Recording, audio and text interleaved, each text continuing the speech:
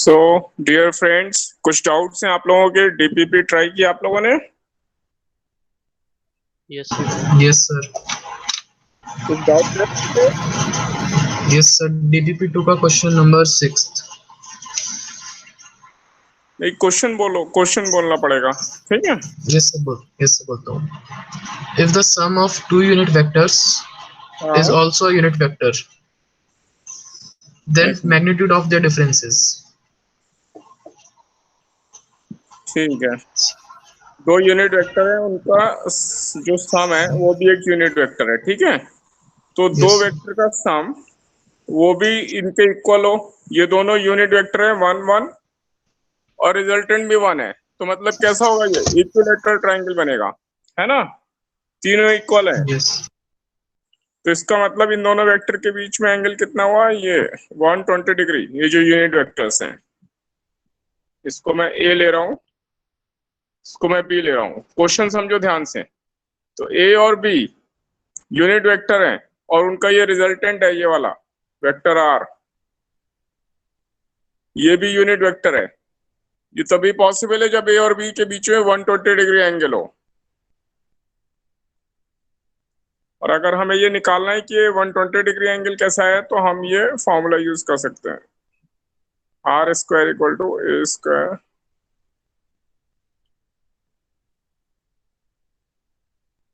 इसमें R A B सबको 1 1 रख देंगे तो कॉस थीटा की वैल्यू -12 आ जाएगी।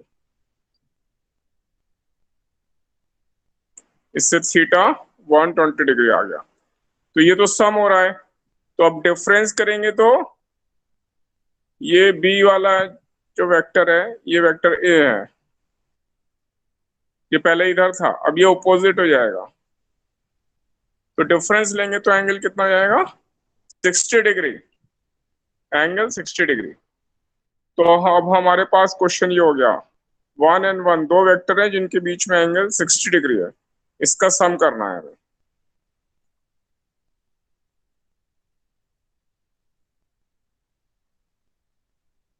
One square plus 1 square plus 2, 1 into 1 into cos 60 जो कि है 1/2,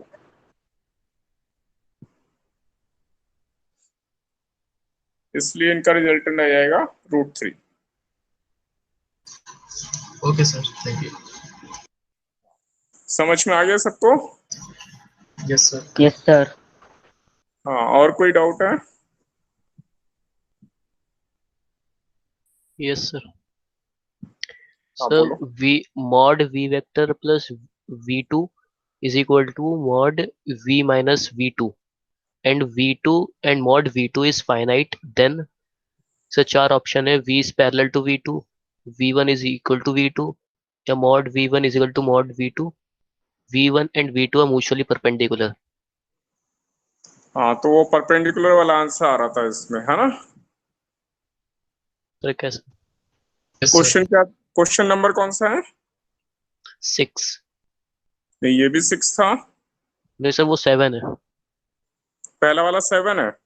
यस सर। अच्छा, 6। एक बार फिर से क्वेश्चन जो दिया स्टेटमेंट बोलो, क्या है? Mod of mod v1 plus v2 is equal to v mod v1 minus v2, हाँ, ये दिया हुआ है। and v2 is finite. हाँ, तो इसमें हम क्या करेंगे, a प्लस बी और a माइनस बी ये दोनों इक्वल आ रहे हैं, है ना? तो इसका सबसे अच्छा मेथड है दोनों का स्क्वायर कर देते हैं। मॉड स्क्वायर पहले समझ लेते हैं, और मॉड स्क्वायर इसमें डॉट प्रोडक्ट लगेगा। डॉट प्रोडक्ट अभी हमने पढ़ा नहीं, अभी मैं कराऊंगा, उसके बाद बताता हूँ। ठीक है, नेक्स्ट क्वेश्चन। इसमें प्रोडक्ट रूल लगेगा जो अभी हमें पढ़ना बाकी है, ठीक है? Okay sir. कोई तो और ये वाला doubt? Question, some magnitudes of x and y components of a vector are 7 and 6. Magnitudes of x and y components of a vector plus b vector are 11 and 9. The value of b vector. हाँ, तो ये तो बहुत आसान हो जाएगा। कैसे? Question number कौन सा है? 5. 5। हाँ, पहला जो वेक्टर ए मान लेता हूँ उसके कंपोनेंट बताओ क्या क्या थे। X and Y which are equal हाँ to 7 and 6. हाँ, रुक जाओ, तो ये हो गया 7i+6j। और उसके बाद ए प्लस बी वेक्टर गिवन है हमें, उसके कंपोनेंट बताओ। 11 and 9. हाँ, 11i+9j। तो अब बी निकालना है, तो a plus b Yes. Minus a कर देंगे तो बी वेक्टर आ जाएगा ना। Yes sir. Yes. हाँ, अब तो बहुत आसान है, समझ रहे हैं। Yes sir. हाँ, ऐसे कर लेंगे।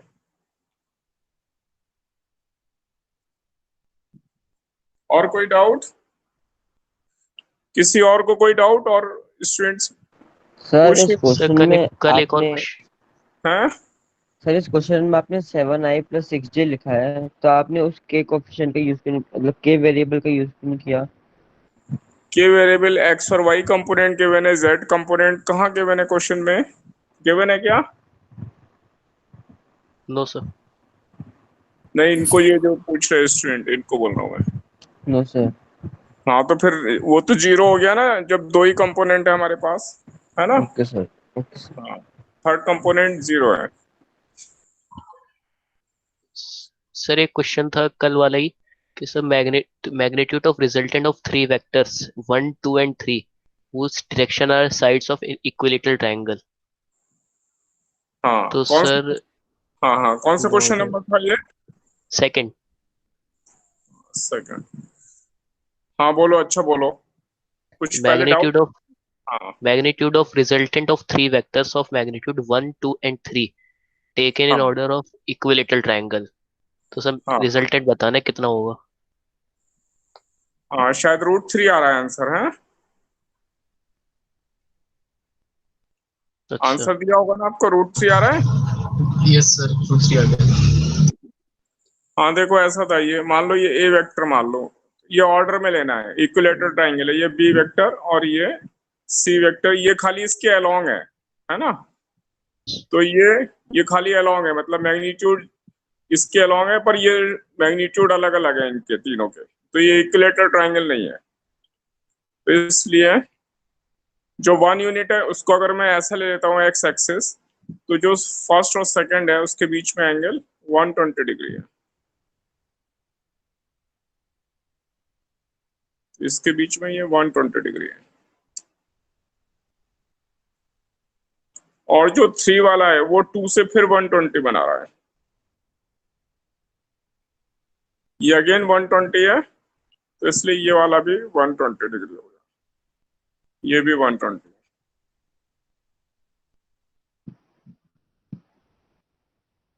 सर ये 120 कैसे बना रहे हैं? ये 60 डिग्री होता है ना ये इक्विलेटरल ट्राइंगल में, तो ये 120 डिग्री हुआ। Okay sir. ऐसे यहाँ पे ये 60 है तो ये 120 डिग्री हुआ।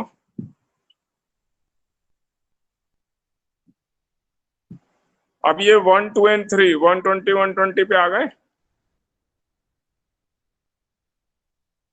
अब देखो, मैं इसको शॉर्टकट भी लगा सकता हूँ क्योंकि मुझे आंसर दिख रहा है, ये 60 डिग्री और ये 60 degree.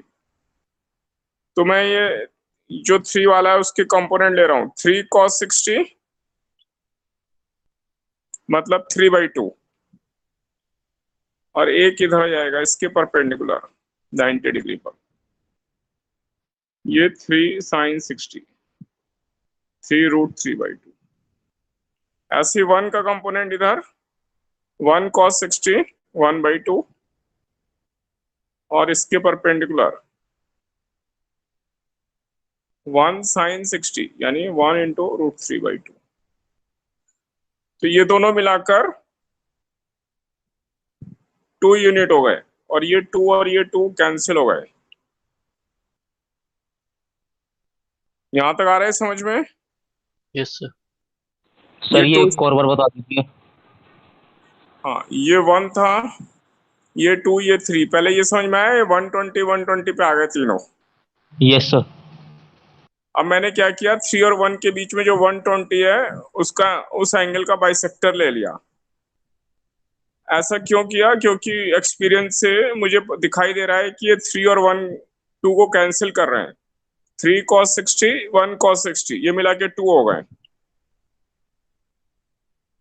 Okay yes sir, yes sir. तो ये 2 कैंसिल हो गया और इधर बचा 3 का 3 साइन 60 इधर और 1 साइन 60 इधर, इन दोनों का डिफरेंस। तो ये 3√3/2 और ये 1 टाइम्स √3/2, ये माइनस ये कर दें तो आ जाएगा 2√3/2, मतलब √3 आंसर आ गया। तो ये तो हुआ शॉर्टकट मेथड। अगर हमें इतना नहीं सोचना कोई बात नहीं, तो हम सीधे एक्स वाई कंपोनेंट निकालें, उससे भी वही आंसर आएगा। सबके एक्स और वाई कंपोनेंट निकालें जैसे हमारा मेथड है, ठीक है।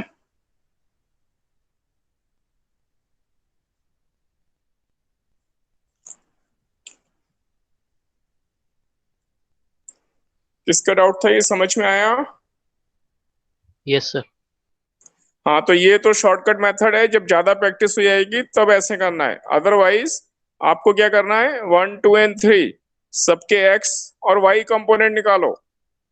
एक्स और वाई निकाल के जैसे रिजल्टेंट बताया था मैंने लास्ट टाइम, तो वो अपने आप √3 आ जाएगा, ठीक है। Yes sir.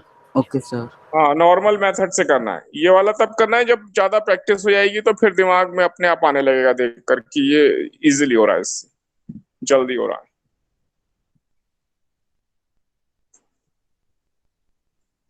सर एक और क्वेश्चन है। हाँ, 1 मिनट, इसको मैं चेंज कर रहा हूँ। सबको क्लियर है? Yes sir. सर इस क्वेश्चन में आपने cos थीटा की यूज किया, मतलब tan हैं, फिर से की बोलो। वैल्यू। हैं, सर इस क्वेश्चन में आपने सिर्फ cos और sin की यूज किया है सर। भूल गए क्या?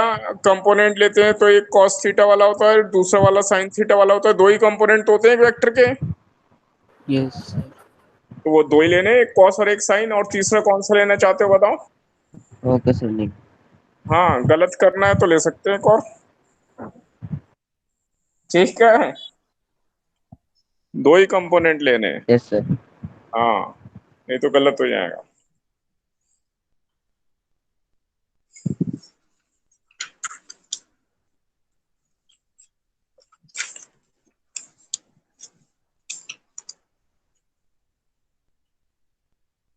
सर बोलो। हाँ बोलो, क्या डाउट है? The resultant of, sir 8 question है। The हाँ, resultant of two forces acting at an angle of 150 degree is 10 Newton and is perpendicular to one of the धीरे forces. धीरे धीरे धीरे, The फिर से। result the हाँ resultant of two forces acting हाँ, at an angle of 150 degree is 10 अच्छा, Newton. मान लो मैंने ले लिया F1 F2 और ये 150 डिग्री पर है, हाँ। Yes sir. और क्या दिया है, 10 न्यूटन क्या है?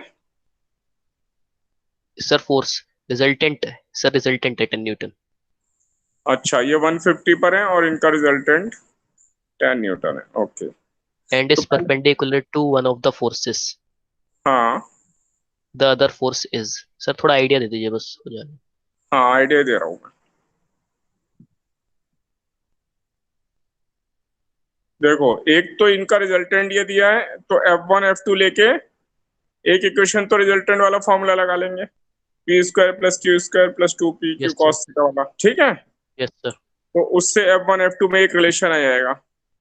और Yes. दूसरा जो रिजल्टेंट का फॉर्मूला है, ये F1 से रिजल्ट एंगल थीटा बनाता है, रिजल्टेंट वाला ये Yes sir.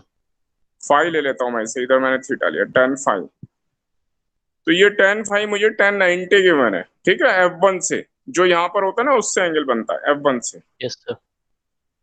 तो tan 90 मतलब इन्फिनिटी। तो इन्फिनिटी कब आएगा, जब नीचे ये 0 हो। Yes sir. तो एक रिलेशन मेरे पास ये आ गया, इससे F2 in terms of F1 आ गया, या F1 in terms of F2 आ गया, है ना। Yes. इसको हम फर्स्ट इक्वेशन में यूज कर लेंगे तो हमें आंसर मिल जाएगा। Okay sir. अब 2 इक्वेशन आ गई ना, 2 वेरिएबल है, 2 इक्वेशन आ गए, उनको सॉल्व कर लेंगे। Okay. हाँ, कोई और डाउट? सर फर्स्ट इक्वेशन कौन सी है हमने? फर्स्ट इक्वेशन, इनका रिजल्टेंट r² बराबर F1² + F2² + 2 F1 F2 cos theta, ये फर्स्ट इक्वेशन है। Okay sir. रिजल्टेंट वाली, है ना। तो एक रिजल्टेंट वाली निकालेंगे और एक जो रिजल्टेंट एंगल बनाता है, एक वो इक्वेशन गिवन है, एंगल गिवन है, दो इक्वेशन यूज करके ये आंसर मिल जाएगा।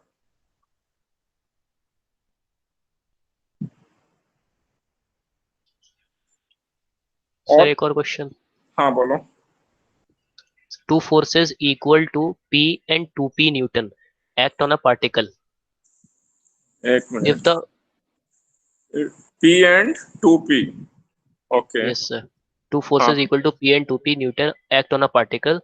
If the हाँ, first force is doubled and second force is increased by 20 Newton, the अच्छा, direction of resultant is unaltered. Then the value of P is okay. तो एक बार इनका रिजल्टेंट जो भी होगा उसका tan फाई ले सकते हैं ना। tan फाई इन दोनों के लिए, इसके बीच में एंगल थीटा मान लिया हमने, ठीक है। P एंड 2P के बीच में एंगल थीटा मान लिया, इसका tan फाई ले सकते हैं yes yes sir रिजल्टेंट की डायरेक्शन। अभी यहाँ लिख रहा हूँ ऐसे, Q sine theta upon P plus Q cos theta. तो इसमें एक को P ले लेंगे, Q को 2P ले लेंगे, ठीक है। yes sir और अगली बार फिर ऐसी क्या, रिजल्टेंट की डायरेक्शन सेम है, फिर tan फाई आएगा तो P की जगह 2P ले लेंगे और Q की जगह फिर उसकी जगह 2P plus 2P 20 ले प्लस लेंगे। 20। हाँ, तो ये दोनों को इक्वल कर देंगे, उससे सॉल्व कर लेंगे।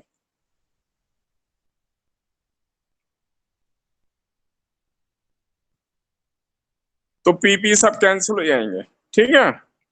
yes sir क्या निकालना है, एंगल निकालना है ना इन बिटवीन। सर डायरेक्शन वो द वैल्यू ऑफ P निकालनी है। हाँ, तो जो भी निकालना होगा ये फिर से यहाँ पे रख लेंगे ना, ये सब कैंसिल होके सॉल्व होके आंसर आ जाएगा, ठीक वैल्यू है। ऑफ P हाँ बाकी सब हो जाएगा। हाँ। Next question, any other question. Sir दो बचे हैं। हाँ बताओ। Sir if vector A hmm, is 1i plus 2j plus 4k and B is equal to 5i, धीरे धीरे धीरे, vector is 2i so sir 1i 1i, plus 2j plus हाँ 4k and B is ठीक। equal to और 5i। B है sir B 5i है। B is equal to 5i, B vector का पहला कंपोनेंट B 5i।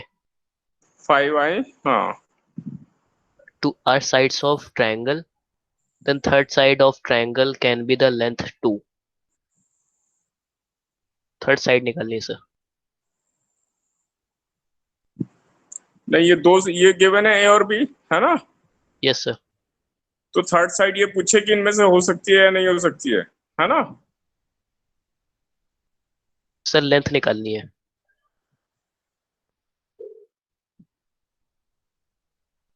तो बहुत आसान है, A प्लस B कर देंगे, वो सी के इक्वल होगा। वो वेक्टर C आ गया, उसका मैग्नीट्यूड निकाल दो। तीनों ट्रायंगल फॉर्म कर रहे हैं, रिजल्टेंट का मैग्नीट्यूड निकालना है ना। सर थर्ड साइड का वो निकालना है सर लेंथ। हाँ, तो वो थर्ड साइड वही तो होगी, दो साइड ये है ना अच्छा ट्रायंगल की। तो रिजल्टेंट निकाल लें। उसका रिजल्टेंट निकाल के मैग्नीट्यूड निकालोगे, वही थर्ड साइड होगी। Okay sir. सर एक लास्ट क्वेश्चन। हाँ, Component of a vector r along x-axis will have maximum value if sir हाँ, if r is along positive y-axis या r is along positive x-axis या r makes an angle of 45 with x-axis या r is हाँ along negative with x-axis y-axis। हाँ, देखो मान लो ये आर है और ये एंगल थीटा है और ये एक्स कंपोनेंट है, तो एक्स कंपोनेंट के लिए r cos theta x component होगा। Yes sir. Yes sir. R x लिख रहा हूं मैं, एक्स कंपोनेंट ये है, आर तो फिक्स है, तो ये मैक्सिमम कब होगा, जब कॉस थीटा की वैल्यू मैक्सिमम हो। Yes sir. सर 0 डिग्री पे। हाँ, तो फिर जीरो होगा तभी कॉस जीरो वन होगा। Yes sir. यस यही सर। मैक्सिमम आ गया, है ना। क्लियर है? Yes sir. हाँ तो ऐसे कर लेंगे। सर तो ऑप्शंस में क्या होगा आंसर इसका? तो अलोंग एक्स एक्सिस हो गया ये, okay sir. r is maximum, x component is maximum when r is along x axis। ठीक है।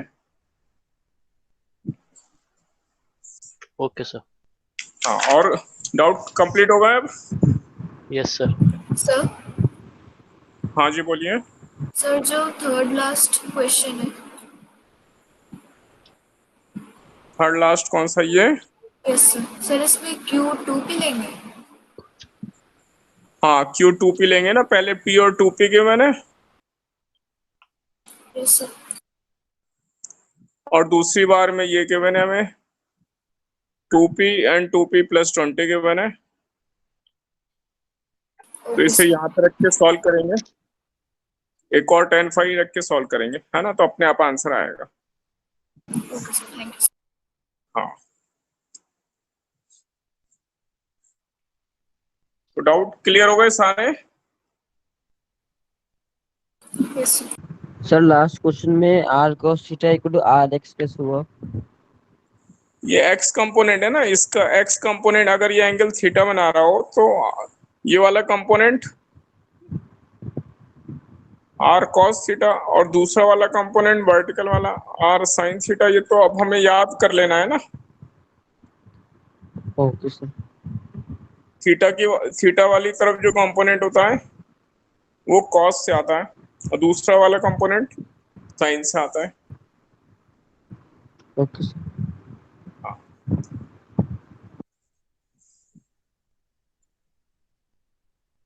अब मैं आगे जा रहा हूँ, ठीक है? सबके डाउट क्लियर हो गए ऐसा मान रहा हूं मैं।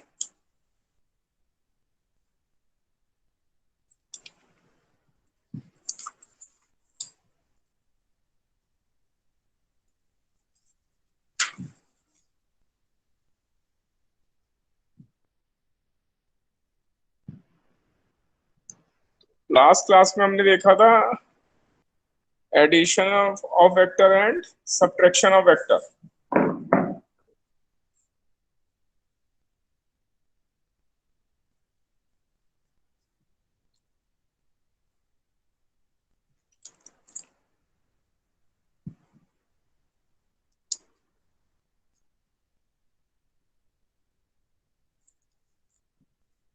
एडिशन एंड सब्ट्रैक्शन,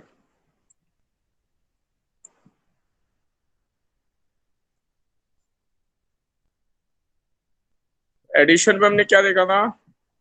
अगर ये दो वेक्टर हैं, ए 4i plus 6j plus 3k, और ये बी वेक्टर है 2i plus 3j plus 2k। मान लो ऐसे दो वेक्टर के बने, तो a प्लस बी निकालने के लिए आई वाले कंपोनेंट ऐड कर देंगे, जे वाले, के वाले करस्पॉन्डिंग कंपोनेंट ऐड कर देंगे। तो a प्लस बी निकालने के लिए 6i cap 9j cap and 5k cap, i वाले ऐड कर दिए, जे वाले, के वाले, राइट। और सब्ट्रैक्शन निकालने के लिए ऐसे करस्पॉन्डिंग सब्ट्रैक्ट कर दिए, ए में से बी माइनस करना है तो इस वाले में से ये बी वाला कंपोनेंट आई में से आई माइनस कर देंगे।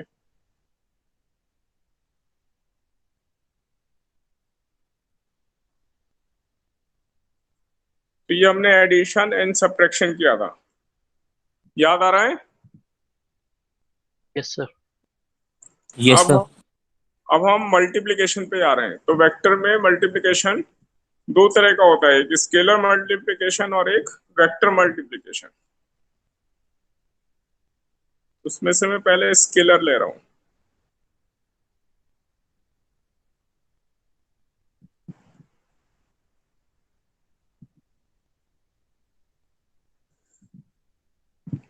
और इसी को हम डॉट प्रोडक्ट भी कहते हैं।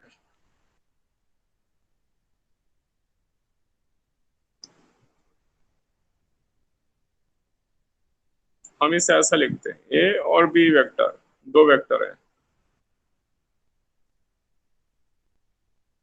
मान लें ये हमारा ए वेक्टर है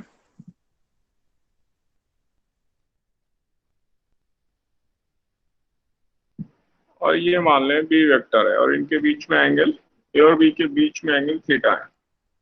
तो ए डॉट बी, ए का मैग्नीट्यूड इंटू बी का मैग्नीट्यूड इंटू कॉस थीटा, इसको हम सिंपल ऐसा भी लिखते हैं, A B cos theta.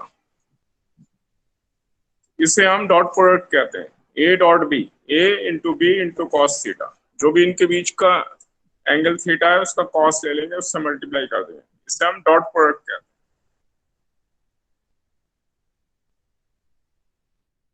Example ले रहा हूं, मान लें ए वेक्टर हमें गिवन है 10 न्यूटन और बी वेक्टर गिवन है हमें 4 न्यूटन और एंगल थीटा में गिवन है 60 degree.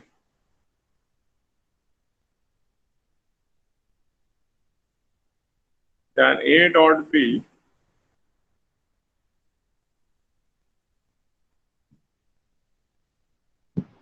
A into B 10 into 4 into cos 60।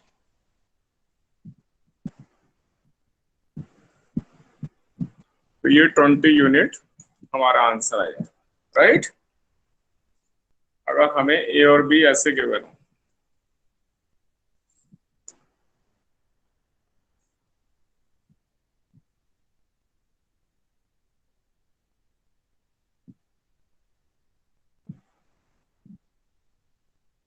एक और एग्जांपल ले रहा हूं, ए 8 न्यूटन,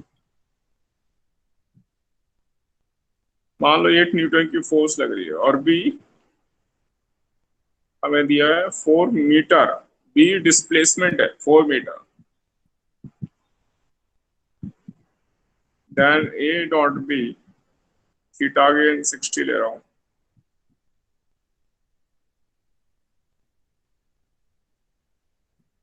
सर दिख नहीं रहा, थोड़ा सा नीचे कर लो।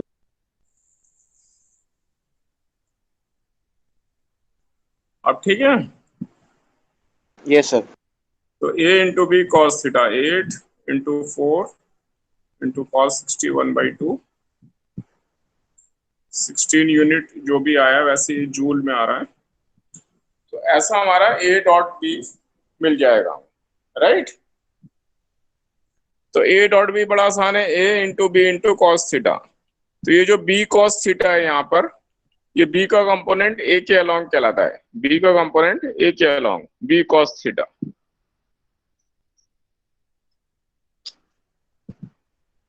यहां तक समझ में आया dot product? Yes sir. Sir पर बी वेक्टर तो 4 मीटर की वजह ना। हाँ ये रहा 4 मीटर। सर तो फिर वो है सर, तो ये मीटर में, वो न्यूटन में कैसे होगा? है तो वेक्टर ही। ये इसका मैग्नीट्यूड है, दोनों यूनिट जनरली अलग अलग होंगी। ये जो है ना वर्क का फॉर्मूला है एफ एस कॉस थीटा है। तो एक फोर्स होती है, एक डिस्प्लेसमेंट होता है, ठीक है। Okay sir. अलग अलग यूनिट में ही होते हैं ये जनरली। वो तो मैंने ऐसे ले लिया यहाँ पे सेम यूनिट में, वो कोई बात नहीं है। ये समझना है हमें, A dot B A B cos theta, ये समझ, ये याद हो गया। Yes sir. इस रूल से ये देखेंगे, unit vector I, I dot I अगर निकालो तो क्या होगा, आई का मैग्नीट्यूड इंटू दूसरे आई का मैग्नीट्यूड और कॉस 0 डिग्री। दोनों वेक्टर सेम है तो पैरेलल वेक्टर होंगे। आई यूनिट वेक्टर है यानी 1 यूनिट, ये भी है 1 यूनिट, कॉस 0 ये भी 1। तो इस रूल से आई डॉट आई मुझे क्या मिल जाएगा, 1 यूनिट। Okay sir. ये समझ में आया आप लोगों को? सपोज 0 डिग्री कैसे होगा? फिर से बताऊं, यस। आई डॉट आई, आई का मॉडुलस ये ए और बी मान लें, ए डॉट बी, तो क्या होगा, ए का मॉडुलस बी का मॉडुलस इंटू कॉस थीटा, वही किया है। तो आई डॉट आई इसका मॉडुलस इंटू इस दूसरे वाले का modulus into cos zero. Cos zero क्यों लिया है, दोनों वेक्टर सेम है तो पैरेलल वेक्टर होंगे, और पैरेलल होंगे तो एंगल इनके बीच में जीरो होगा।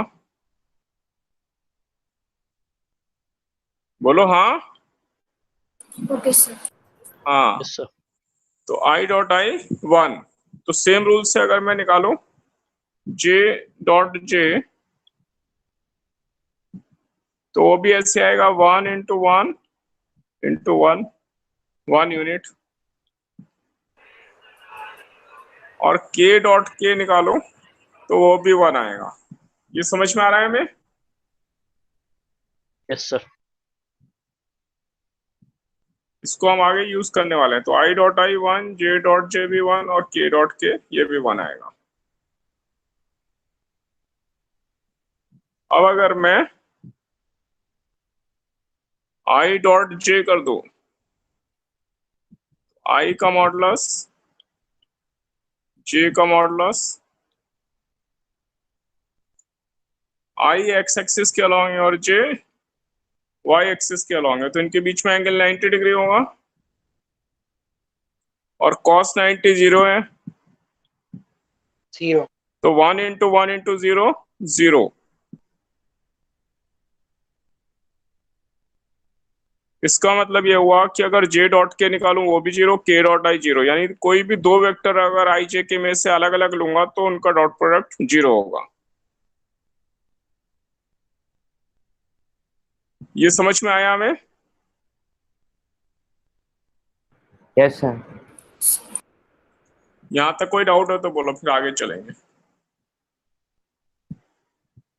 सर सेकंड वाला फिर से बता दो। जे डॉट जे, जे का मॉडुलस इंटू दूसरे वाले जे का मॉडुलस इंटू कॉस जीरो। ये यूनिट वेक्टर है इसलिए 1 1 और कॉस जीरो भी 1, इसलिए आंसर आ गया 1। और सेम रूल से के डॉट के करेंगे वो भी आ जाएगा 1। Okay sir.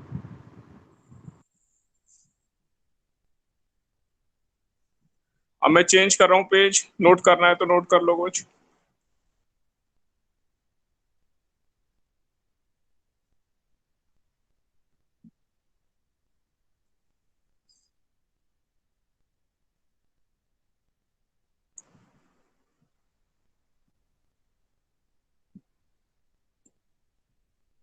ये नोट कर लो, नोट हो गया सबका? Yes sir. Yes sir. आगे चलो। सर हाँ, सर लास्ट लाइन को एक बार डिक्टेट कर दीजिए, वो एक्चुअली स्क्रीन ब्लर आ रही है। स्क्रीन को तो मैं अभी ऊपर कर देता हूँ, स्क्रीन अच्छी आएगी। आई डॉट जे, आई का मॉडुलस जे का मॉडुलस कॉस 90। ओके सर आगे। तो मुझे थोड़ा डाउट हुआ, ये 90 डिग्री क्यों लिया बताओ मुझे।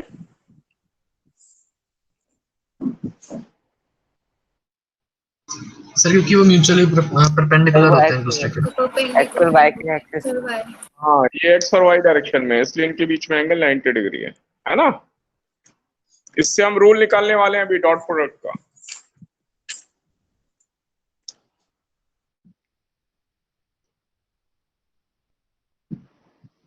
अब देखो रूल क्या है।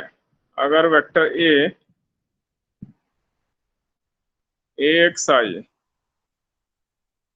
Plus a y j plus a z k, और ये दूसरा वेक्टर बी है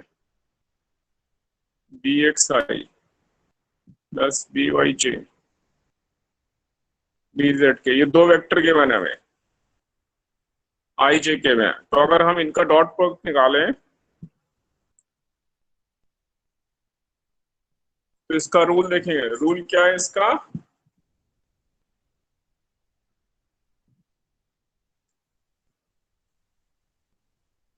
इसका रूल होगा आई आई वाले जो हैं उनको मल्टीप्लाई कर देंगे जे जे वालों को और के वालों को मल्टीप्लाई कर देंगे, यानी ए x B x plus a y b Y plus a Z B Z.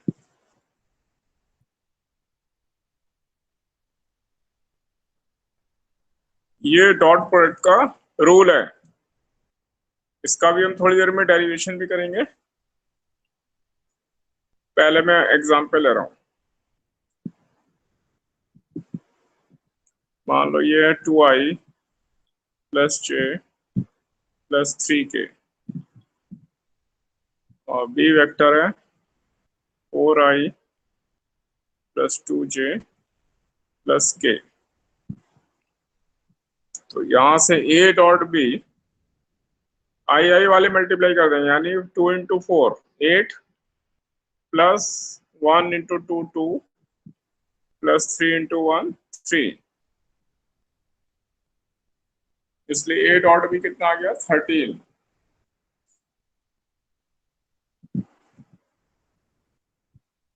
देखो यहां तक समझ में आ रहा है?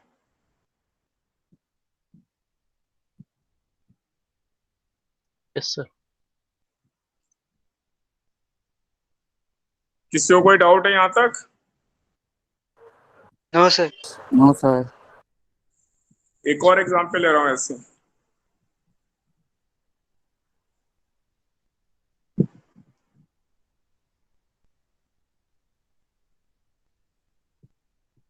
मान लें ये ए वेक्टर गिवन है और ये बी वेक्टर,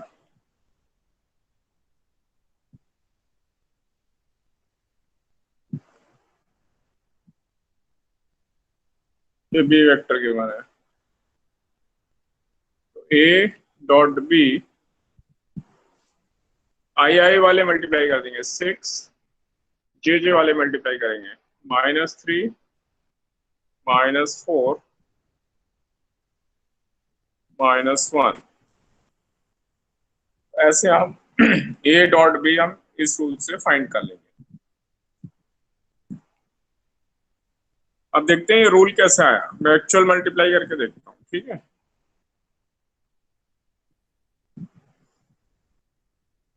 ए डॉट बी और ए वेक्टर में वो लिख रहा हूं जो ऊपर लिखा है मैंने, ए x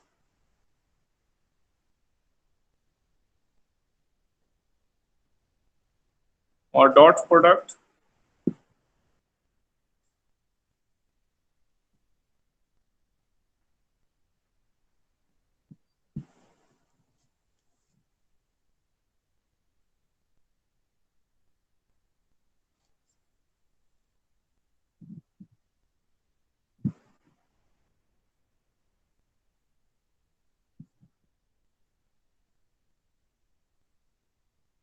B x i plus b y j plus B z के। तो यहाँ पे मैं क्या करूंगा, ए एक्स आई पहले इसका तीनों के साथ डॉट प्रोडक्ट निकालूंगा, तो ये ऐसा ही आएगा ए एक्स बी एक्स और आई डॉट आई, ये 1 हो जाएगा। क्लियर है? Yes sir. और जब आई डॉट जे करूंगा तो 0 आएगा और आई डॉट के करूंगा तो फिर 0 आएगा।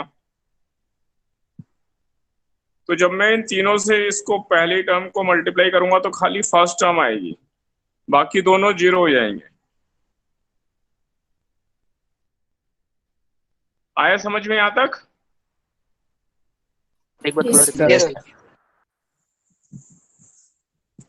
फिर से देखते हैं। ये ए एक्स आई है, इसको मुझे तीनों से मल्टीप्लाई करना है, तो जब मैं आई डॉट आई करूंगा तो 1 हो जाएगा I dot I, yes sir. तो ये ए एक्स बी एक्स आ गया। Okay sir. जब इसको जे से मल्टीप्लाई करूंगा तो अभी हमने देखा था आई डॉट जे 0 है, 0। Yes sir. तो ये 0 हो जाएगा। Yes sir. यस। इसी तरह आई डॉट के, ये भी 0 हो वो जाएगा। भी 0 हो जाएगा। यस। और फिर ए वाई जे इससे मल्टीप्लाई करूंगा तो खाली जे वाली टर्म आएगी, ये दोनों 0 हो जाएंगे। Yes sir. तो इसलिए आएगा a y b y only, j dot j 1। और के वाले में के वाला आएगा, बाकी दोनों जीरो हो जाएंगे। तो इसलिए मेरे पास रूल आ गया,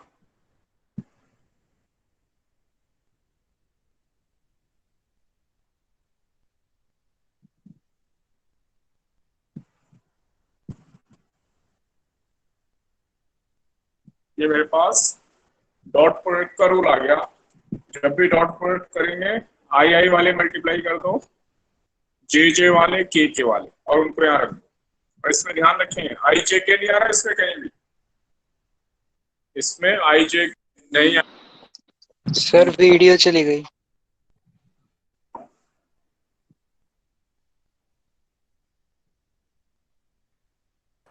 आ गई सर।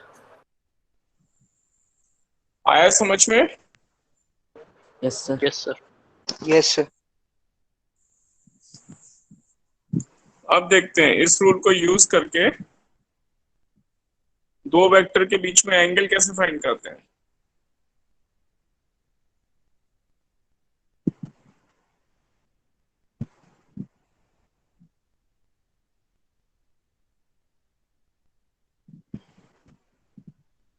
मान लो मैंने ए वेक्टर ये लिया और B vector 2i plus J plus के, ये मेरा बी वेक्टर है। तो मुझे find angle between vector A and vector B, ये गिवन है। ए और बी के बीच में एंगल फाइंड करना, ठीक है। तो कैसे फाइंड करेंगे देखते हैं जरा। ए डॉट बी ये बराबर है ए बी कॉस थीटा,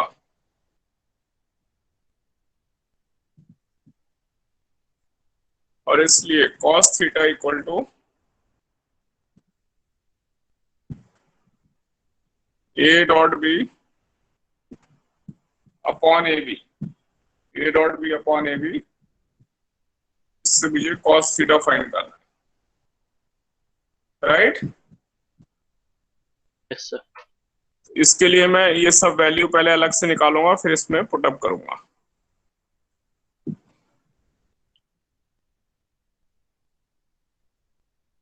तो मैं यहाँ पे ये स्पेस यूज कर रहा हूँ। ए डॉट बी यहाँ से मल्टीप्लाई कर दिया, 2 + 1 + 1, 4 यूनिट, 2 × 1 1 × 1 1 × 1, ये ध्यान से देख लेंगे। तो ये आ गया 4 यूनिट। और यहाँ ए मतलब ए का मॉडुलस, और ए का मॉडुलस है अंडर रूट में ये कोफिशिएंट स्क्वायर प्लस ये स्क्वायर प्लस ये स्क्वायर, यानी 1 square plus 1 square plus 1 square √3। और ऐसी बी का मॉडुलस है ये स्क्वायर प्लस ये स्क्वायर प्लस ये स्क्वायर।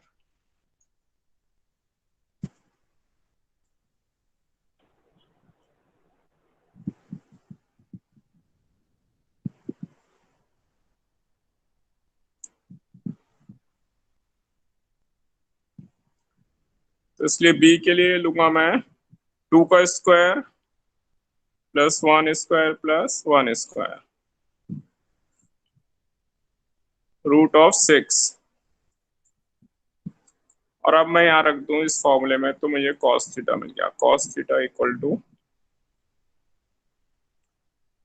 ए डॉट बी यहाँ पे 4 यूनिट, और ए भी है √3 × √6,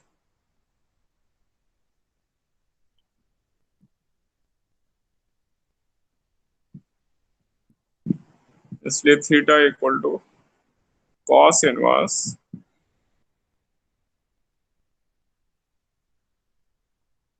4/3√2, ऐसा एंगल आ जाएगा।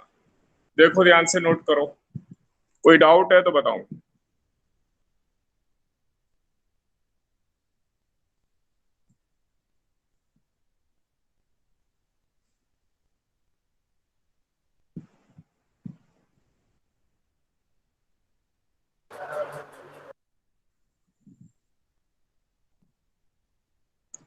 क्लियर है सबको? सर हाँ जी। सर एक बार इसे दोबारा एक्सप्लेन कर देंगे, मेरा नेटवर्क इशू हो रहा है, तो स्क्रीन विजिबल। सर एक बार एक्सप्लेन कर दीजिए दोबारा।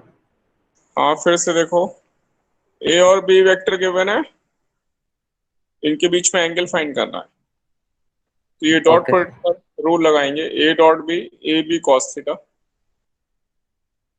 तो यहाँ से कॉस थीटा की वैल्यू आ गई a dot B upon A B. A dot B यहाँ निकाले मैंने, आई आई वाले मल्टीप्लाई किए, जे जे वाले, के वाले, तो ये ए डॉट बी आ गया 4। और ए का मॉडुलस, इनके जो कोफिशिएंट हैं आई जे के कोफिशिएंट मल्टीपल, उनका स्क्वायर का एडिशन करना है। इससे ए का मैग्नीट्यूड बी का मैग्नीट्यूड आ गया, उसको मैंने ये कॉस थीटा वाले फॉर्मूले में रख दिया, तो मेरा एंगल थीटा आ गया। Okay sir. हाँ एक बार नोट कर लो, फिर आगे चलता हूँ।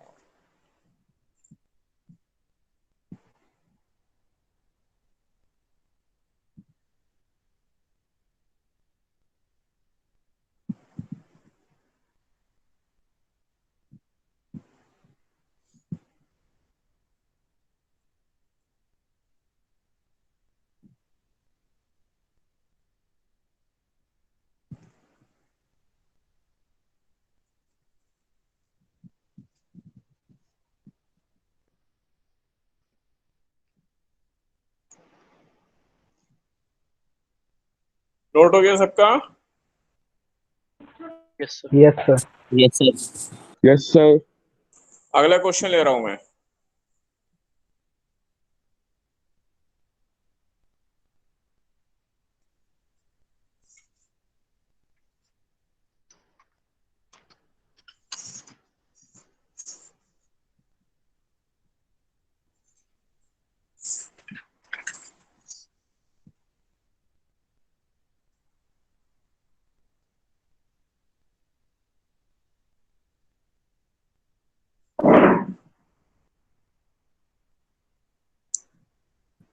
Vector A -2i plus 3j plus के, ये वेक्टर ए गिवन है। वेक्टर बी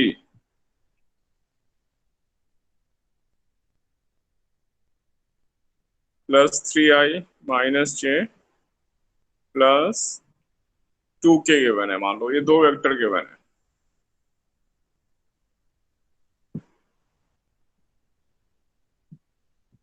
क्वेश्चन होगा find the angle between vector A and B.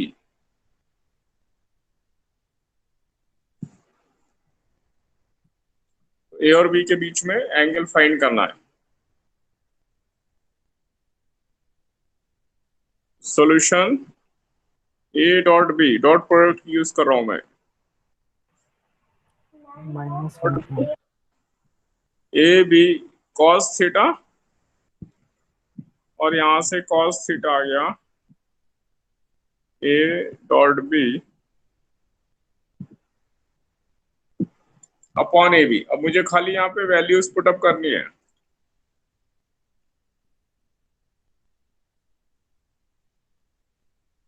तो कॉस थीटा निकालने के लिए पहले ए डॉट बी निकाल लेता हूं मैं। ए डॉट बी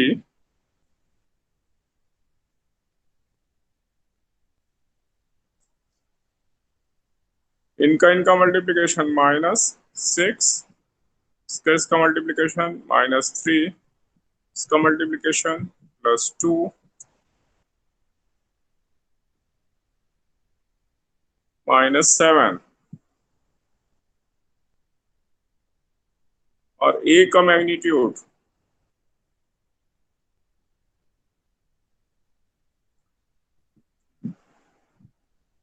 -2 का स्क्वायर, 3 का स्क्वायर, 1 स्क्वायर।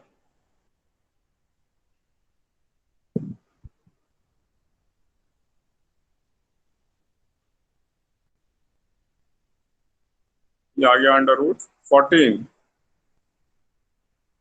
ऐसे ही बी का मैग्नीट्यूड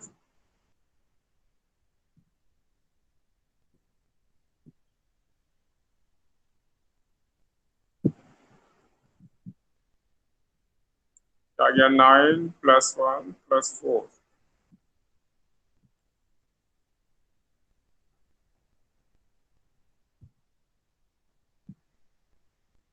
इन दोनों को मैं cos थीटा में रख दूंगा। cos थीटा बराबर a डॉट भी था मेरा -7 और यहाँ पे 40 × 14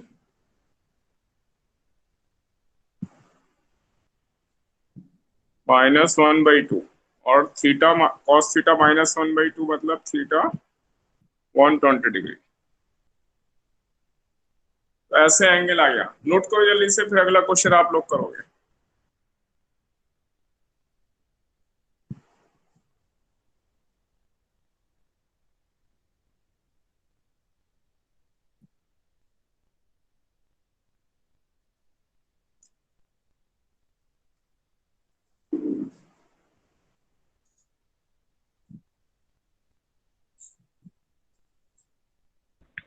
सर डिग्रीज में नहीं निकालना, डिग्रीज में। हाँ 120 डिग्री है ना।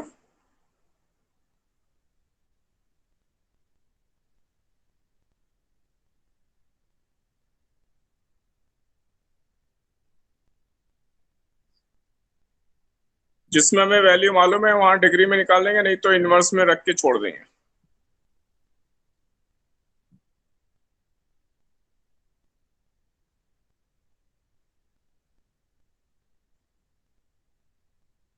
सबका हो गया आप लोगों को 2 क्वेश्चन में?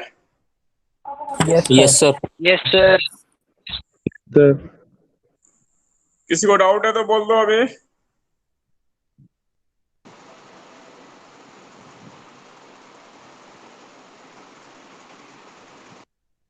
ठीक है, मैं मान रहा हूं अभी किसी को डाउट नहीं है। ठीक है, क्वेश्चन दे रहा हूं।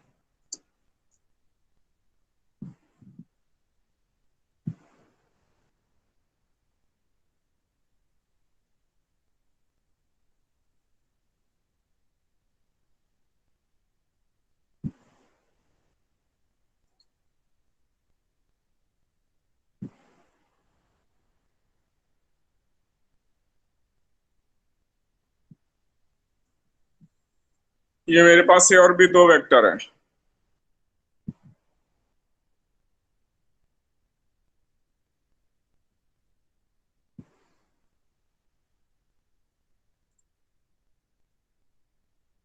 इनके बीच में एंगल फाइंड करना है।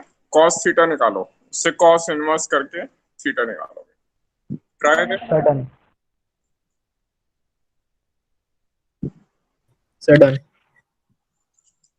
Sudden 180 degree. सबका हो गया? Yes So sir. cos inverse -1. Yes sir, Yes. 180 degree हो गया ना।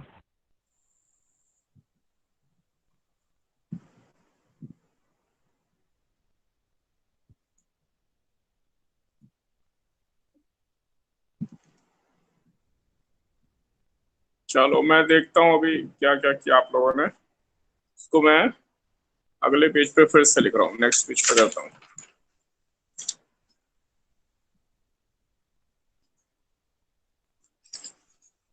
ये है मेरा -i + j + k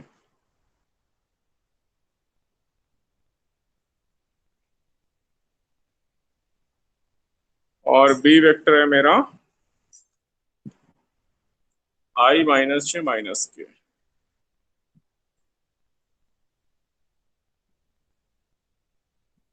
पहले मैं a डॉट b फाइंड कर रहा हूँ। a डॉट b -1 -1 एंड -1, तो -3 आ गया।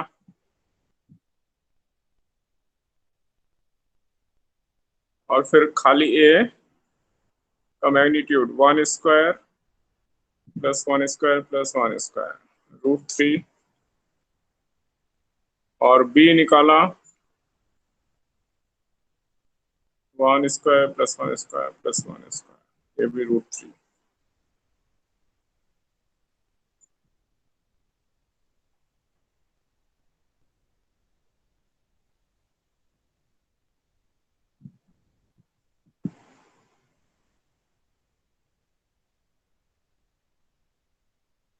-3 on √3 into √3 cos थीटा -1, तो थीटा कितना होगा? 180 डिग्री। 180 डिग्री। 180 डिग्री। 180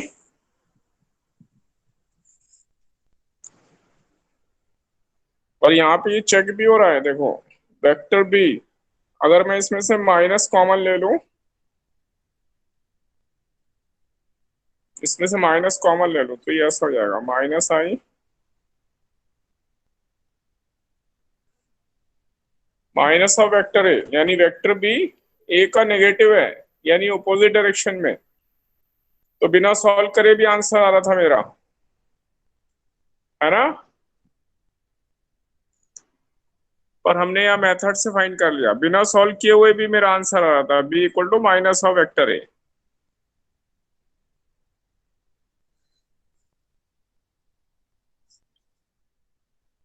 सबको क्लियर है? Yes, sir. Yes sir. अब देखो इसका एप्लीकेशन देखेंगे, डॉट प्रोडक्ट का कहाँ यूज करते हैं हम, यूज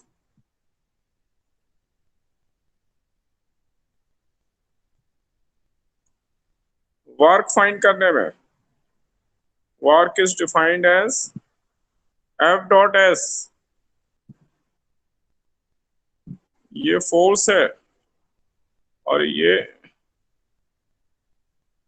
हमारा डिस्प्लेसमेंट वेक्टर है, डिस्प्लेसमेंट। तो जब हमें फोर्स और डिस्प्लेसमेंट गिवन होगा तो F.S, ये वर्क एनर्जी वाले चैप्टर में फिर यूज करेंगे तो हमें वर्क मिलेगा,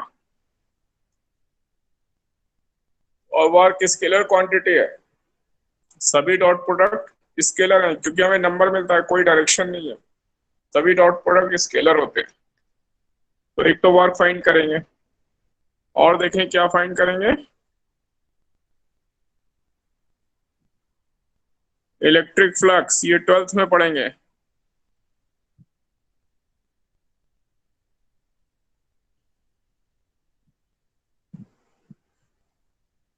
इलेक्ट्रिक फ्लक्स निकालने में यहाँ पे ई, ये इलेक्ट्रिक फील्ड है,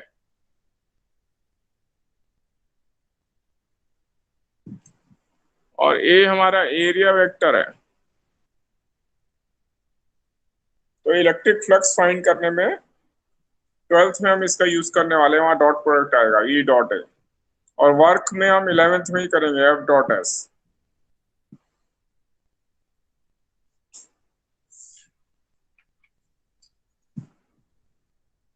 नोट कर लो एक बार।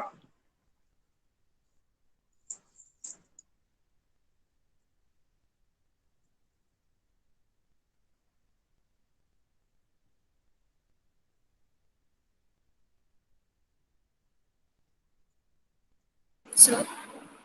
नोट हो गया? Sir.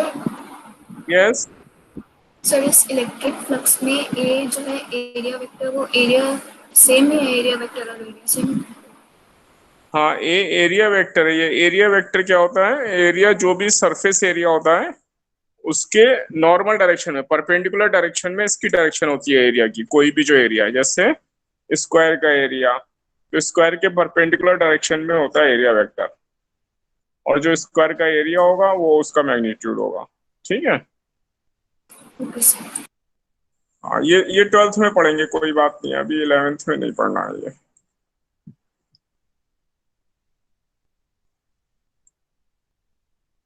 नोट हो गया? आगे चलो। सर 1 मिनट बस।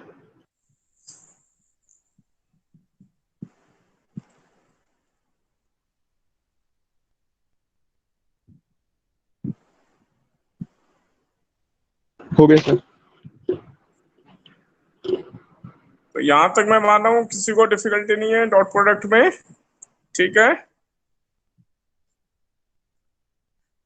अभी अगला यूज बता रहा हूं मैं।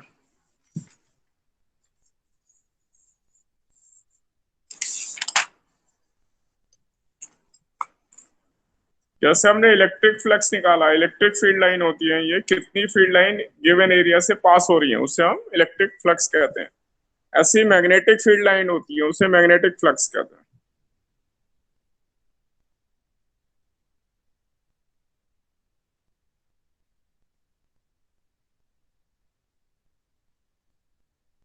उसको भी हम 5 से डिनोट करते हैं, तो वहां पे ऐसा लेंगे बी डॉट ए, ये बी यहाँ पर मैग्नेटिक फील्ड है,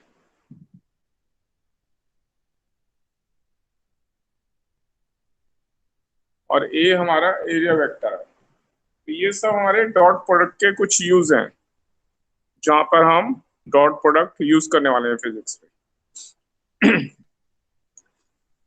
अब मैं दूसरे मल्टीप्लिकेशन पे चल रहा हूं, जिसे हम बोलते हैं वेक्टर प्रोडक्ट।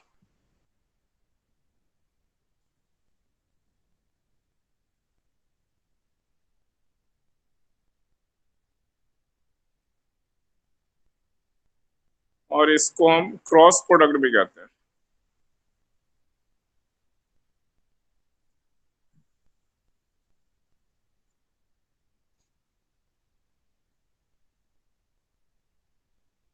इसको हम ऐसे लिखते हैं, ए क्रॉस बी, ये ऐसे डिफाइन होता है। ध्यान से देखेंगे, ये वाला थोड़ा सा ज्यादा सोचने वाला है।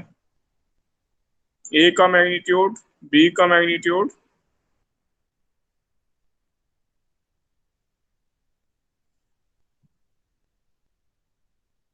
मान लें ये ए वेक्टर, ये बी वेक्टर है, और ये दोनों वेक्टर ये जो पेपर है, इस पेपर के प्लेन में है, ए वेक्टर बी वेक्टर बी। और मैं ऐसे ये पैरेललोग्राम कंप्लीट कर रहा हूं, तो ये एक प्लेन बन गया, और ये ए और बी दोनों इस पेपर में या हॉरिजॉन्टल प्लेन में मान लेते हैं, और इस हॉरिजॉन्टल के वर्टिकल प्लेन में ये यूनिट वेक्टर है, n unit vector, normal vector. तो ए क्रॉस बी हम डिफाइन करते हैं a into B into sine theta into unit vector, जो कि इस एरिया के परपेंडिकुलर डायरेक्शन में होता है, एरिया के परपेंडिकुलर डायरेक्शन में होता है, और इसकी डायरेक्शन राइट हैंड रूल से आती है।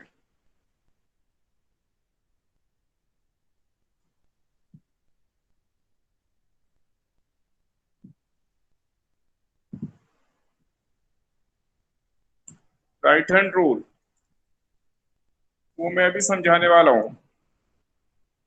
तो पहले यहां तक समझ में आया हमें, ए क्रॉस बी, ए और बी का क्रॉस प्रोडक्ट क्या होता है, ए का मैग्नीट्यूड इंटू बी का मैग्नीट्यूड इंटू साइन थीटा, ये पूरा मिलाकर मैग्नीट्यूड हो गया। और इस वेक्टर की ये डायरेक्शन है, ये यूनिट वेक्टर है, जो ए और बी के परपेंडिकुलर होता है। और ये कैसे निकालेंगे, राइट हैंड रूल से, जो ये ऐसे फिंगर्स लेंगे, ए वेक्टर की तरफ करेंगे, जो पहले लिखा है यहाँ पर फर्स्ट, ए से बी ऐसे टर्न किया हमने, तो जो थंब आएगा उस प्लेन के परपेंडिकुलर, जिस प्लेन में ए और बी दोनों हैं, उस प्लेन के परपेंडिकुलर डायरेक्शन में थंब वेक्टर की डायरेक्शन देता है, ए क्रॉस बी की। ये थोड़ा कंसेप्चुअल वेक्टर है, सोचने वाला वेक्टर है। सर एक बार वापस बता दो। ये ए और बी वेक्टर है, तो ए क्रॉस बी मैग्नीट्यूड तक तो कोई दिक्कत नहीं है, a into B into sine theta. और डायरेक्शन के लिए जिस प्लेन में और भी दोनों होंगे, उस प्लेन के परपेंडिकुलर डायरेक्शन होती है। तो दो डायरेक्शन पॉसिबल है, ऊपर या नीचे, राइट। इस प्लेन में अगर देखें तो दो डायरेक्शन पॉसिबल है, या तो इस प्लेन के ऊपर अपवर्ड डायरेक्शन या डाउनवर्ड डायरेक्शन। तो उसमें से एक सही है, एक गलत है। तो वो कैसे निकालेंगे, फिंगर्स को, राइट हैंड फिंगर्स को, जो पहला वेक्टर है उसकी तरफ से दूसरी तरफ टर्न करना है, कर्लिंग कहते हैं इसे। ए से बी, ये ए वेक्टर या बी वेक्टर, ए से बी टर्न किया तो थंब किधर आया, ऊपर की तरफ। Yes sir. तो इसलिए वेक्टर की डायरेक्शन हुई ऊपर की तरफ। Okay sir. अगर हम बी क्रॉस से निकालते तो डायरेक्शन बदल जाती, बी तो पहले ऐसे करते बी की तरफ, बी क्रॉस से, तो थंब नीचे हो जाता, बी क्रॉस ए। तो बी क्रॉस ए वाला नीचे है, normal to the plane, inside downward direction में, और ये वाला अपवर्ड डायरेक्शन में।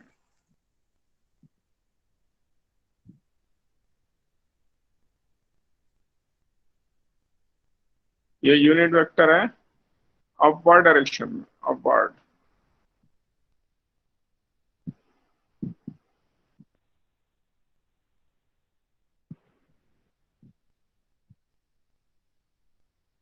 Upward to plane containing vector A and B. जिस प्लेन में और बी दोनों वेक्टर हैं उस प्लेन के परपेंडिकुलर अपवर्ड डायरेक्शन में unit vector.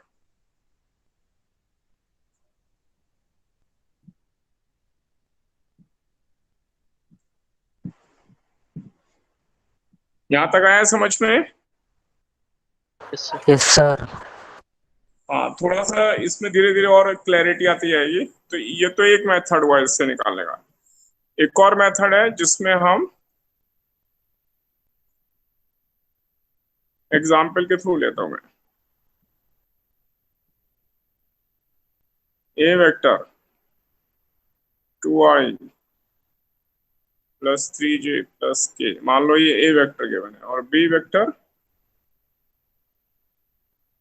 i plus 2j plus 4k ऐसा गिवन है। तो ए क्रॉस बी, इसको हम डिटर्मिनेंट से निकालते हैं। ये डिटर्मिनेंट अभी मैथ्स में आएगी।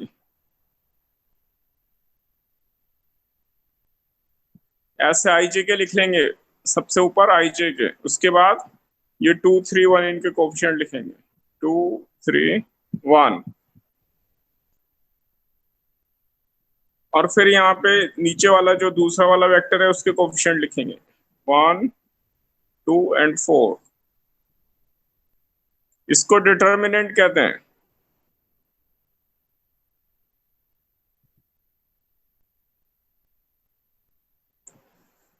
तो ये सब आपको मैथ्स में आने वाला है, मैथ्स में आएगा, शायद ये 12th में होगा, पर फिजिक्स के लिए हमें अभी पढ़ना है। इसको एक्सपेंड कैसे करते हैं देखते हैं। यहाँ प्लस लिखते हैं या माइनस, यहाँ प्लस। इसका एक्सपेंशन करने का तरीका देखते हैं। तो प्लस मतलब प्लस आई लेना है, प्लस आई। ये आई, ये कॉलम कहलाते हैं। ये जो वर्टिकल हैं इनको कॉलम्स कहते हैं, और हॉरिजॉन्टल वाले ये रोज कहलाती हैं। तो आई के लिए हम क्या करेंगे, यहां से स्टार्ट करते हैं, प्लस आई, ये रो और ये कॉलम, ये सारे एलिमेंट हम हटा दिए हमने, मन में मेंटली रिमूव कर दिए, तो ये 4 बचेंगे। इनको यहाँ क्रॉस मल्टीप्लाई करते हैं, दिस इंटू दिस, यहाँ से स्टार्ट करते हैं, 3 इंटू 4 यानी 12, माइनस 2 इंटू 1 यानी 2। ऐसे सब में करना है। जे में माइनस साइन था तो माइनस जे लेंगे, ये कॉलम और ये रो, ये रो और ये कॉलम छोड़ देंगे। समझ में आ रहा है? Yes sir. टफ लग रहा है? No sir. सर दोबारा एक्सप्लेन कर देंगे। सर एक और बार बता दीजिए। हाँ, आई आई वाला देखते हैं पहले। ये प्लस है तो प्लस आई लेंगे। ये कॉलम में और इस रो में जितने एलिमेंट है उनको हमने हटा दिया, मन में मेंटली रिमूव कर दिया, तो बचेंगे ये 4। इन 4 में से यहां से स्टार्ट करना है, डायगोनली लेना है, this into this minus this into this. तो 3 इंटू 4 12 माइनस 2 इंटू 1 माइनस 2। अब ऐसे इसमें आएंगे जे माइनस, हमेशा आएगा, जे हमेशा माइनस आएगा। हाँ ये वाला हमेशा माइनस आएगा, ये ऑल्टरनेट आते हैं, प्लस माइनस प्लस माइनस जे। इसको फिर ऐसे ही करना है, ये कॉलम ये रो हटा दी हमने, ये रो और ये कॉलम। अब बच्चे ये 4, ये कॉलम और ये रो मेंटली हटा दी। आ रहा है समझ में? यस अब 2 इंटू 4 8 माइनस 1 इंटू 1 1। ऐसे करते जाएंगे। आसान है ये, शुरू में थोड़ा लगेगा, फिर प्रैक्टिस से बहुत आसान लगेगा। अब देखें के वाला, इसी तरह से के लिए तो 4 माइनस 3, ये कॉलम और ये रो, हाँ 4 माइनस 3 आ जाएगा। हाँ, तो पहले यहां से 4 माइनस 3 है ना, के लिए ये कॉलम और ये रो हटा दी, तो this into this minus this into this, तो ये आ गया 10i minus 7j plus k।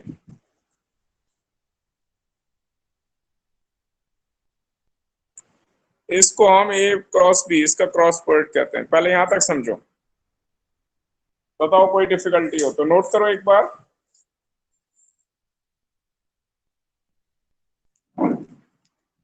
Sir done.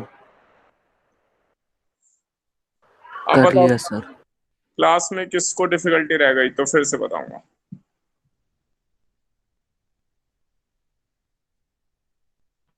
Sir एक टाइम और बता दीजिए, हम्म, एक बार और बता दीजिए। हाँ एक बार और देखो। पहले आई जे के लिख लो, फिर जो भी वेक्टर यहाँ पर है वो वाले कोफिशिएंट लिखो, फिर दूसरे वेक्टर वाले उसके नीचे लिखो। ये इसी ऑर्डर में लिखने हैं, इसमें ऑर्डर इंपॉर्टेंट है, जो पहले है उसके पहले लिखेंगे, जो बाद में उसके कोफिशिएंट बाद में। फिर यहाँ से प्लस से शुरू करना है, प्लस माइनस प्लस लिख लो। अब प्लस आई, यहाँ प्लस आई लो, इस कॉलम को ऐसे ढक लो और इस रो को भी ढक लो ऐसे, या ये वाले एलिमेंट रिमूव कर दिए मन में, ये रो वाले और ये कॉलम वाले, तो ये 4 एलिमेंट बचे, ये एलिमेंट कहलाते हैं। इनको यहाँ डायगनली मल्टीप्लाई करना है, this into this minus this into this, वो यहाँ पर आ गया।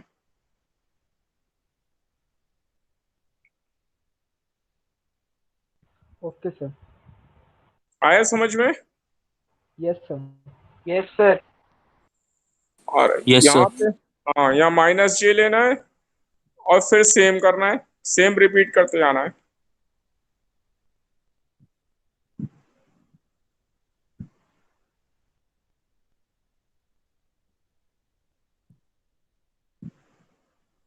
सर इस मेथड को डिटर्मिनेंट कहते हैं। हाँ, ये जो हमने बनाया है ना यहाँ पे, ये डिटर्मिनेंट कहलाती है। डिटर्मिनेंट, ये इसका एक्सपेंशन है, तो ये ओके सर। डिटर्मिनेंट के रूल से एक्सपेंड हो रहा है।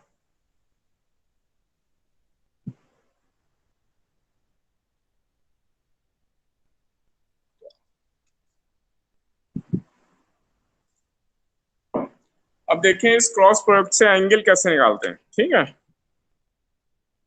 यहाँ पे देखते हैं, ए क्रॉस बी, इसका मैग्नीट्यूड, ये तो ए क्रॉस बी आया, इसका मैग्नीट्यूड यहां से ले रहे हैं। मैग्नीट्यूड कितना है, खाली इतना, ए B sine theta.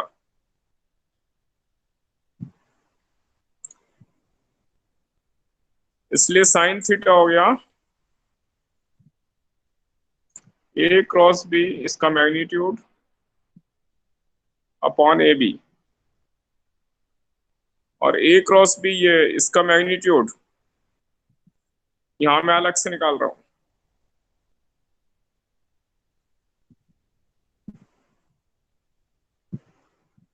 Ten square minus 7 square 1 square 100 plus 49 plus 1, हो गया रूट 150।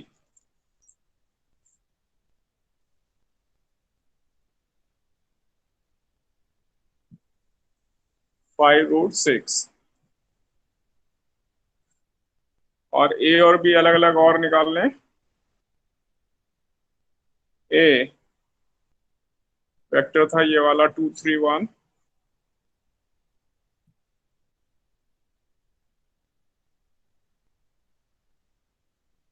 4 प्लस 9 प्लस 1 √14, और ऐसी बी निकाल लेंगे।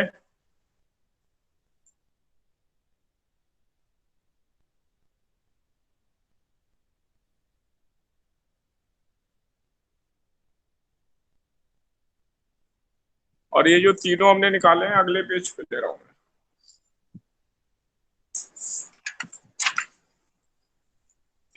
तो पहले यहां तक नोट कर लिया, फिर आगे चलता हूं। उसको यहाँ साइन थीटा में रख देंगे तो आंसर आ जाएगा। सर यहां तक नोट हो गया सबका? Yes, sir. सर दो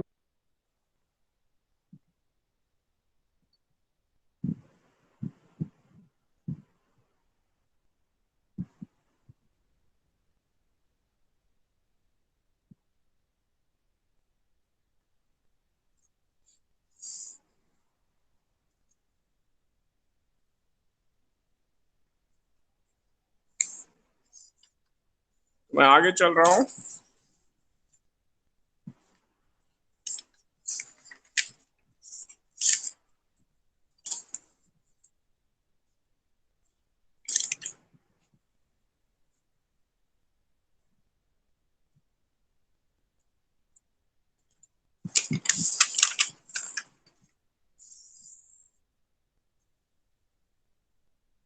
तो sine theta equal to A cross B upon A B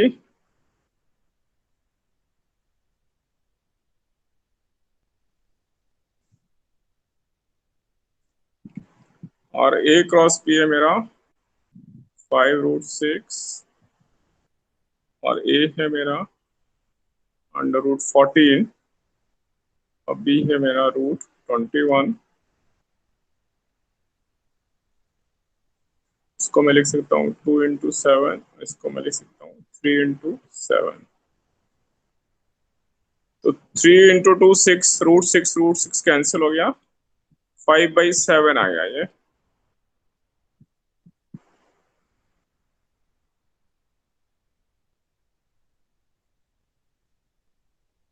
तो ऐसे ये आंसर आएगा।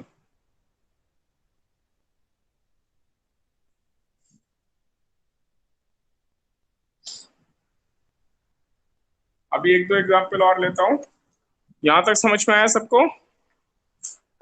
Yes, sir.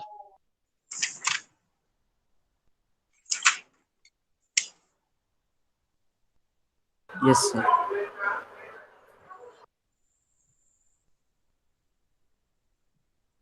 अगला क्वेश्चन,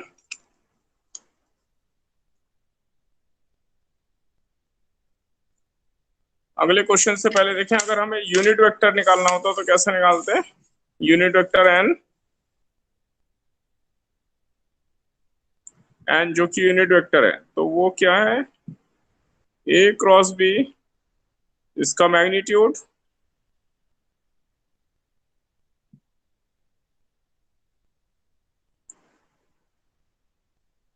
ये है ए क्रॉस बी अपॉन इसका मैग्नीट्यूड, यानी ए क्रॉस बी जो भी वेक्टर है उसके मैग्नीट्यूड से डिवाइड कर दें तो यूनिट वेक्टर मिल जाएगा।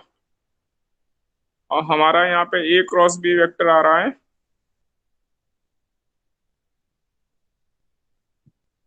10i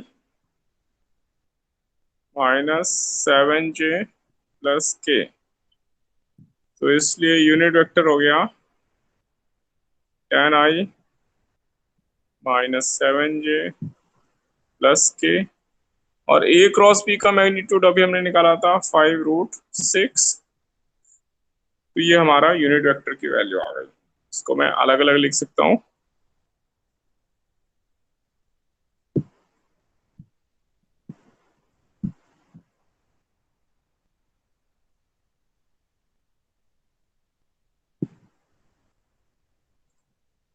तो देखो, अगर यूनिट वेक्टर निकालना होगा क्वेश्चन में तो ऐसे फाइंड करेंगे। नोट करो,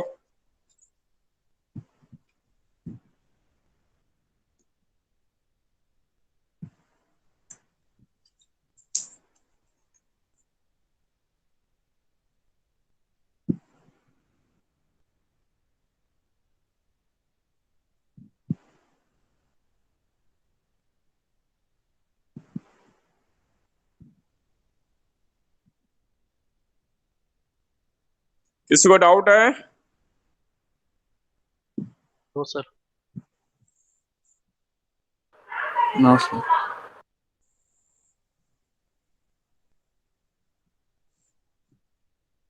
ठीक है, एक दो क्वेश्चन और करके दिखा रहा हूं मैं आप लोगों को, ठीक है?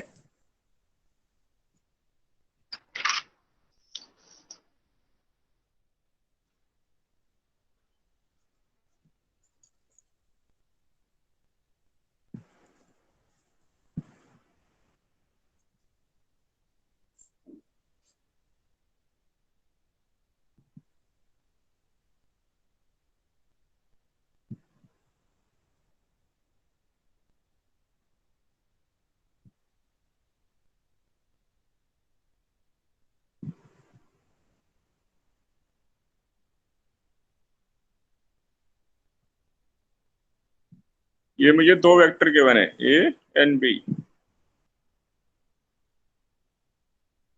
मुझे ए क्रॉस बी फाइंड करना है इनके लिए।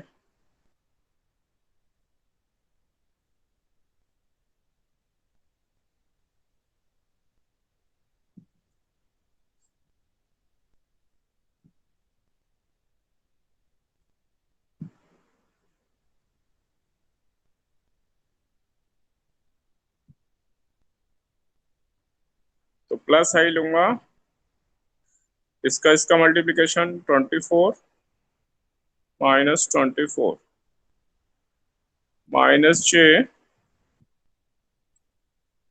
16 माइनस 16 प्लस के 12 माइनस 12, सब 0 0 आ गए। तो इसको मैं जीरो या नल वेक्टर कहते हैं इसको।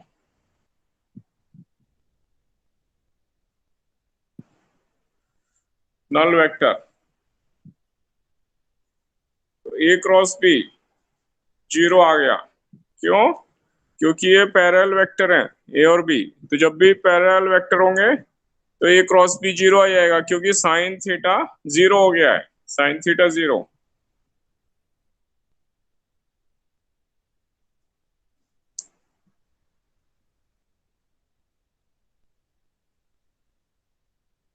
अगला एग्जाम्पल ले रहा हूं। यहां तक कोई डाउट है किसी को?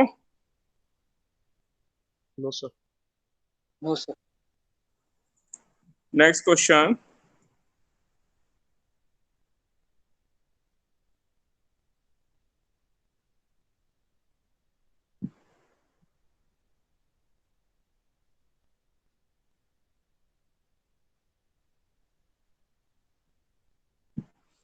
मान लें अब हमारे पास ये दो वेक्टर के बने,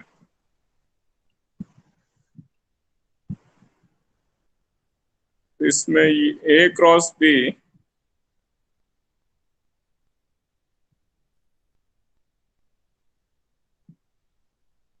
आई जे के, जो पहले वेक्टर लिखा है यहाँ, जो पहले लिखा है उसके कोएफिशिएंट पहले लिखने हैं,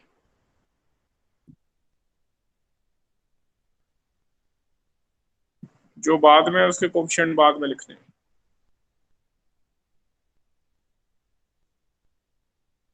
यहाँ प्लस माइनस प्लस ऐसे लूंगा, प्लस आई, ये कॉलम और ये रो एलिमिनेट कर दी मैंने, this into this 6 minus this into this 5 minus J this into this 4 minus 15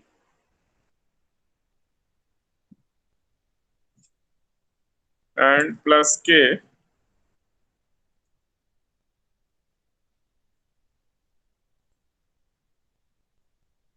two into minus 1 minus 2 minus 9, इसलिए ये हो गया I minus 19j minus 11k।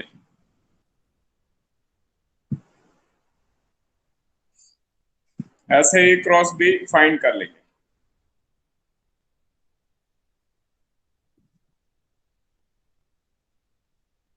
And A cross B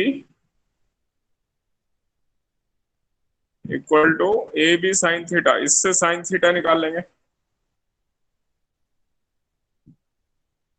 A cross B का magnitude upon ए B, और इसका magnitude यहाँ मैं direct लिख दे रहा हूँ, 1 प्लस 19 स्क्वायर प्लस 11 स्क्वायर।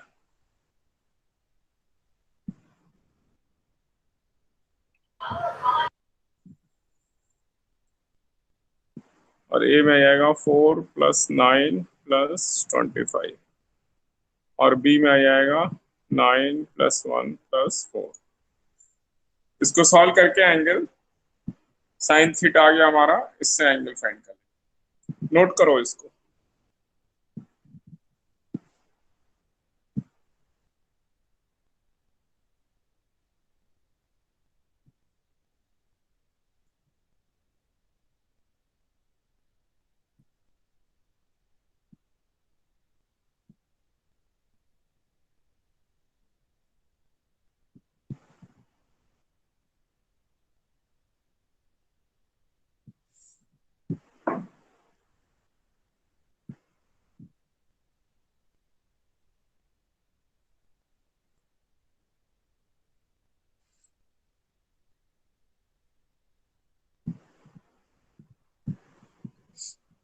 यहाँ तक किसी को कोई डिफिकल्टी है? No sir. नोट हो जाए तो बताओ मुझे, फिर आप लोगों को क्वेश्चन देता हूँ ट्राई करने के लिए। डन।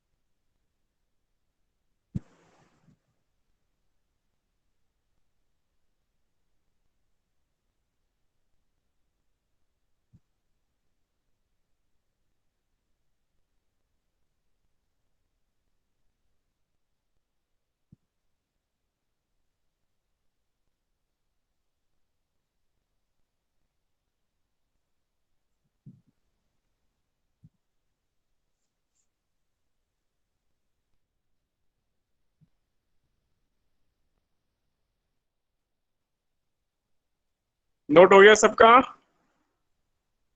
Yes sir. तो क्वेश्चन दे रहा हूँ मैं आप लोगों को ट्राई करने के लिए, ठीक है?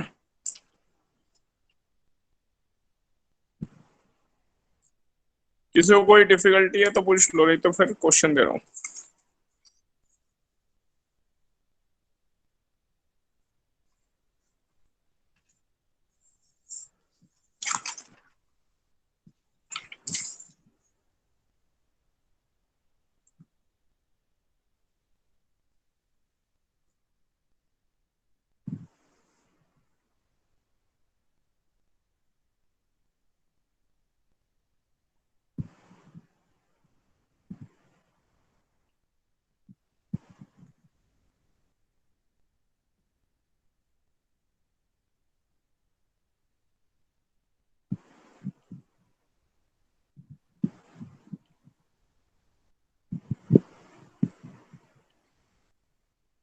इसमें ए डॉट बी भी निकालना है, कॉस थीटा भी निकालना है। ये दो निकालो पहले इसमें।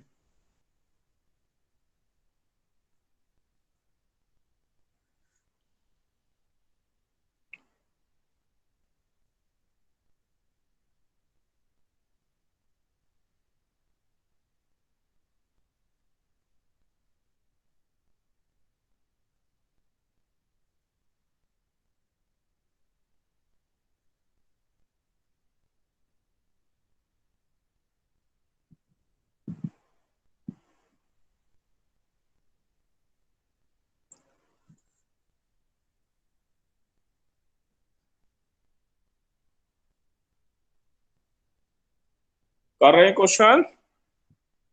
Yes sir.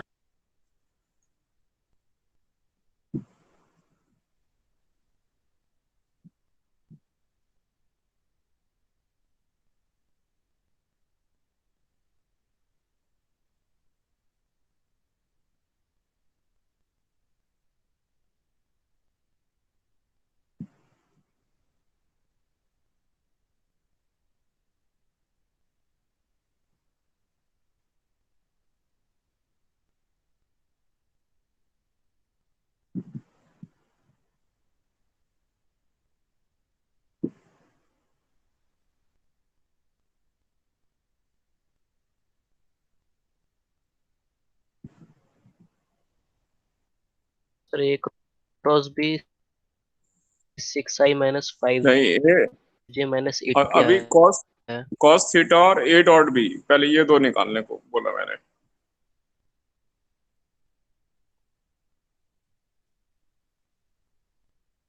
Step by step चलेगा ना। अभी कॉस थीटा और ए डॉट बी निकालना है अभी।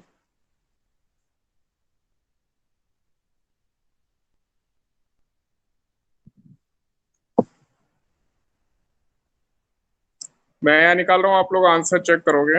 ए डॉट बी, ये हो गया 6 प्लस 8 माइनस 1 13,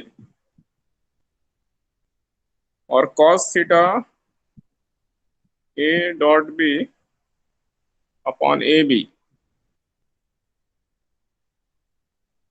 तो इसके लिए ए अलग से निकाल रहा हूँ। ए है अंडर रूट में 2 square plus 4 square plus minus 1 square under root 21, और बी है मेरा अंडर रूट में 3 square plus 2 square plus 1 square under root 14। तो इसलिए cos थीटा आ गया 13/21 इंटू 14। इसको मैं लिख सकता हूँ 7 इंटू 3, इसको लिख सकता हूँ 7 into 2, 13/7 under root 6।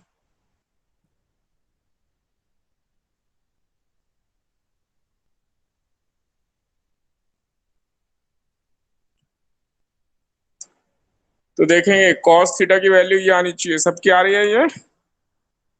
Yes sir. Yes sir. Yes sir. Yes sir.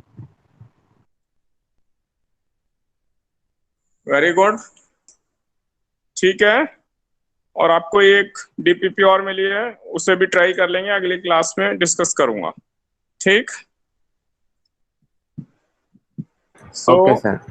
Goodbye students, all the best. Bye sir.